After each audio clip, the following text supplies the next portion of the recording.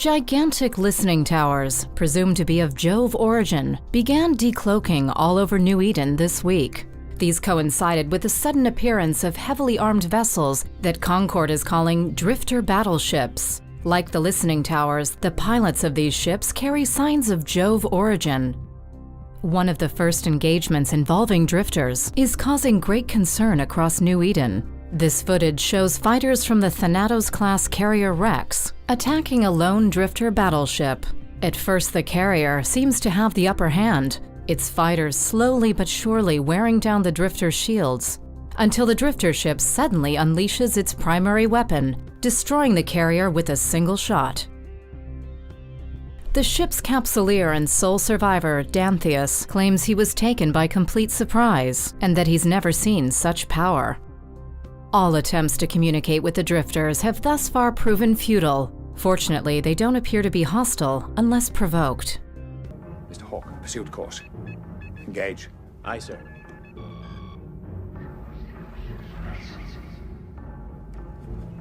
What? I can hear them. I have a patient here who insists on coming to the bridge. Welcome aboard the Enterprise E, Mr. Worf. Thank you, sir. The Defiant. Adrift, but salvageable. Tough little ship. Little. Mr. Worf, we could use some help at tactical. You do remember how to fire phasers.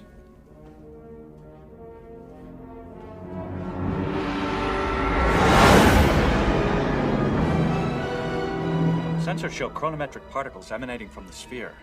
They're creating a temporal vortex. Time travel.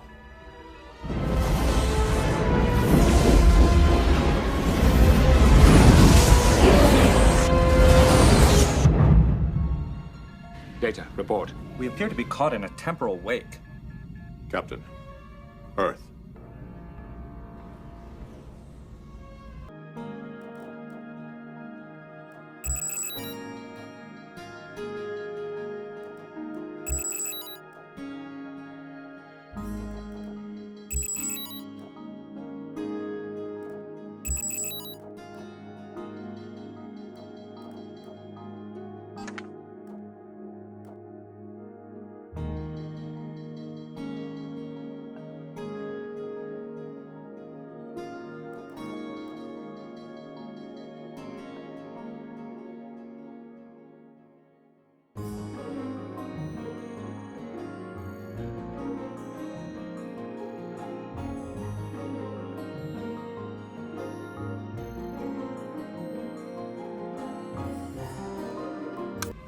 The atmosphere contains high concentrations of methane, carbon monoxide, and fluorine.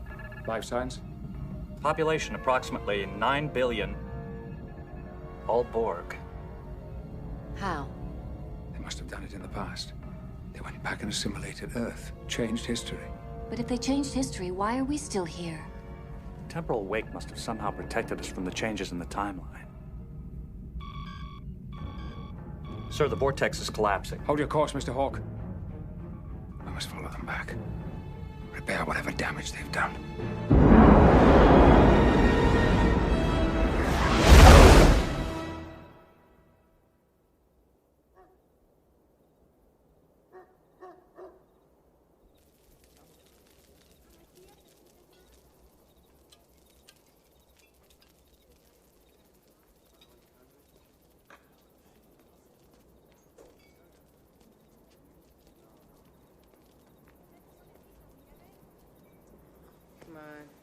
Good night, Eddie. Go home. You're gonna regret this tomorrow. One of the things you should have learned about me by now is that I don't have regrets. Come on, Lily, one more round. Z, you had enough. Huh? You're not going up in that thing with a drunken pilot. Well, I sure as hell am not going up there sober. What is that? That is the constellation Leo. No, that.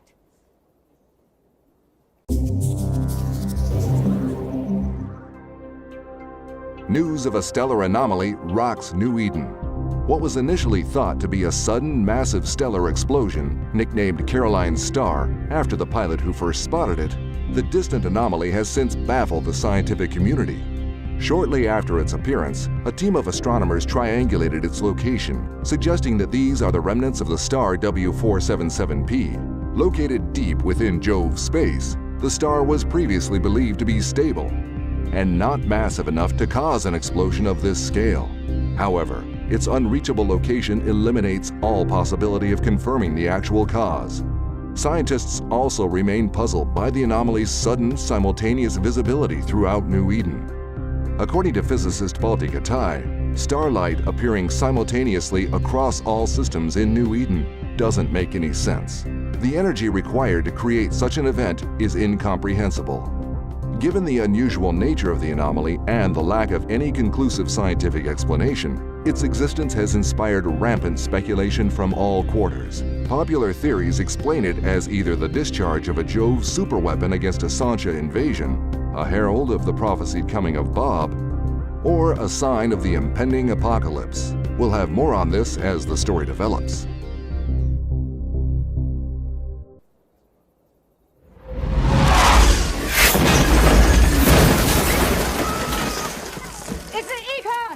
After all these years?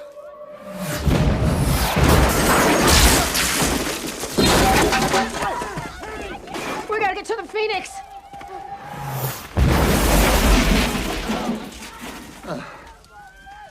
To hell with the Phoenix.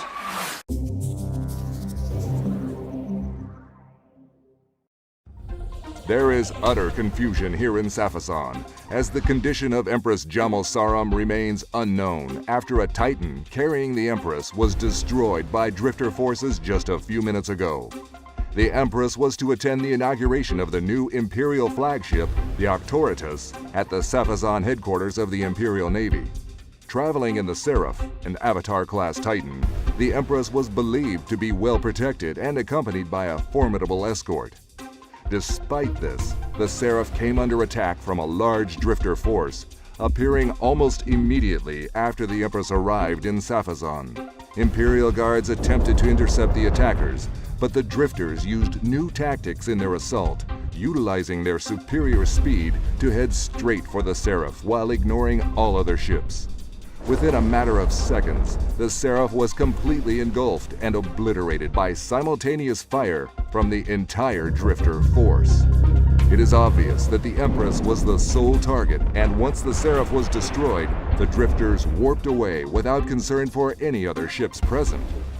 The speed and precision the drifters displayed while executing their plan seems to have stunned the Imperial Guard, as they were unable to react in time to put up any defense during the short but devastating attack.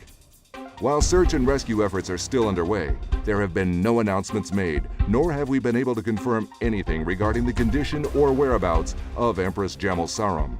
We will of course keep on reporting as the situation develops.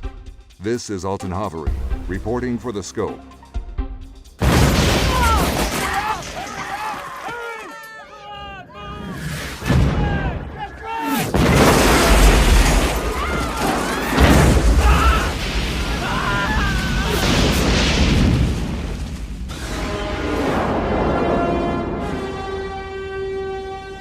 Report.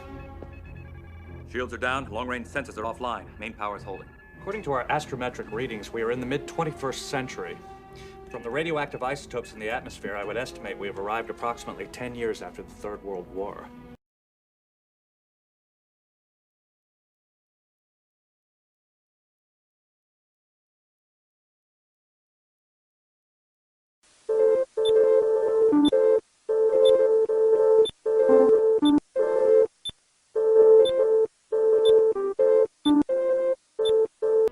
Makes sense. Most of the major cities have been destroyed, very few governments left. 600 million dead. No resistance. Captain. Mr. Worf, quantum torpedoes. Ready, sir.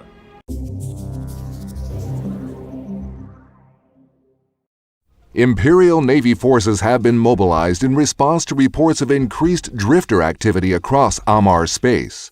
A state of emergency has not yet been declared. However, tensions are high in systems where fear of an imminent threat is present. Many speculate that the escalation began following Cartham Conglomerate's decision to market the Entosis link. It is a device that allows the user to project their consciousness into system mainframes. It is believed to be the result of reverse engineering technology acquired from sleeper scanners. Connecting the device to Jove observatories in attempts to retrieve Antikythera has also yielded what looks to be sections of garbled surveillance logs, dating several decades back. It still remains unclear what information was being collected by the Jove observatories, or for what purpose. But evidence from those logs proves they have been watching us for decades. This drifter show of force and the unprecedented drifter incursion into Uli last week has strained the already fragile standoff, and concerns of a full-scale war seem more founded with each passing day. This is Alton Havery reporting for The Scope. Fire.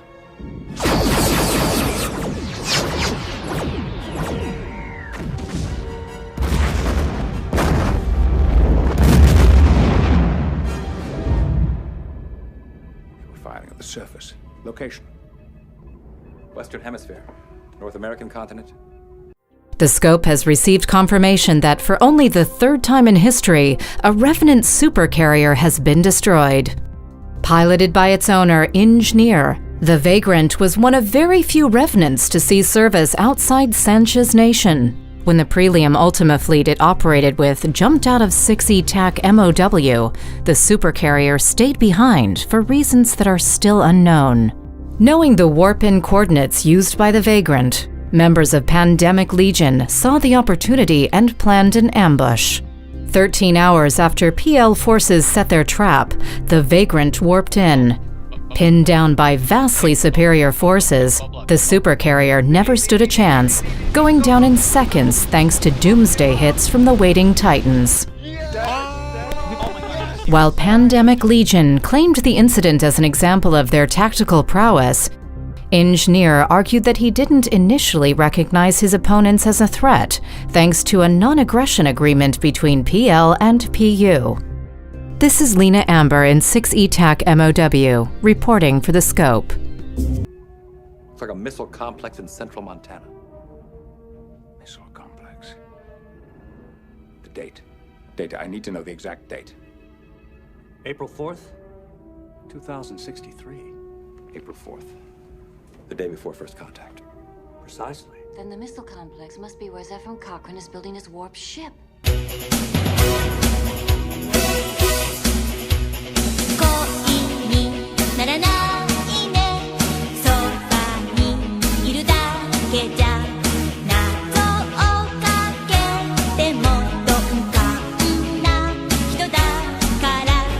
That's what they came here to do. Stop first contact.